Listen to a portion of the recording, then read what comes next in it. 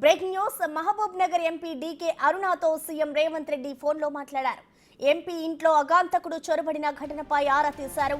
ఘటన జరిగిన తీరును, తన అనుమానాలను సీఎంకు అరుణ వివరించారు. దీంతో భద్రత పెంచుతామని అరుణకు రేవంత్ రెడ్డి హామీ ఇచ్చారు. ఈ మేరకు పోలీస్ శాఖను ఆదేశించారు. ఈ ఘటనపై విచారణ వేగవంతం చేసి వాస్తవాలను తేల్చాలని సూచించారు.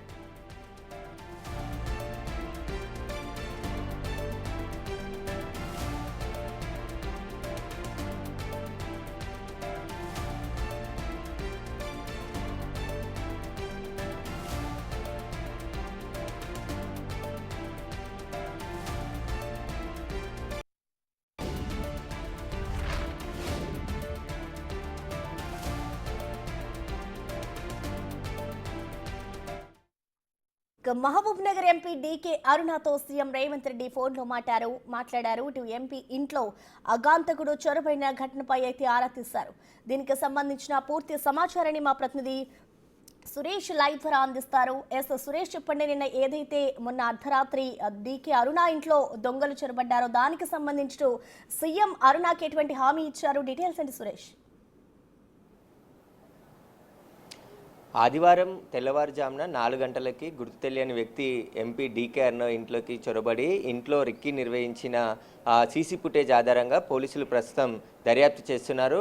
డీకే అరుణ డ్రైవర్ ఫిర్యాదు మేరకు పోలీసులు కేసు నమోదు చేసి దర్యాప్తు చేస్తున్నారు. అయితే తెలిసిన వ్యక్తేనా లేదంటే ఎక్కడి నుండి ఇతను వచ్చాడనే దానిపై పోలీసులు ఆరా తీస్తున్నారు. సీసీ కెమెరాలో నమోదైన ఫుటేజ్ ఆధారంగా నిందితుడు ఎవరు అనే దానిపై గుర్తించే ప్రయత్నంలో పోలీసులు ఉన్నారు. దీనిపైనే సీఎం రేవంత్ రెడ్డి కూడా డీకే అరుణతో ఫోన్లో మాట్లాడి అసలు ఏం జరిగిందనే దానికి సంబంధించిన విషయాలు తెలుసుకోవడం జరిగింది.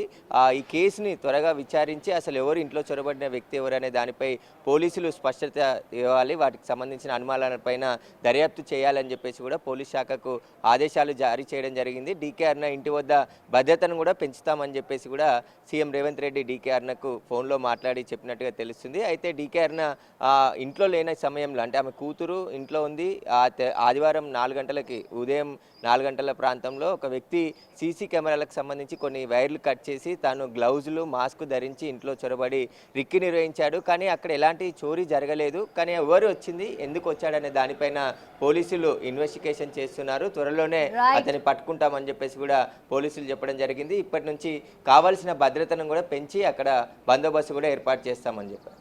Right, thank you Suresh.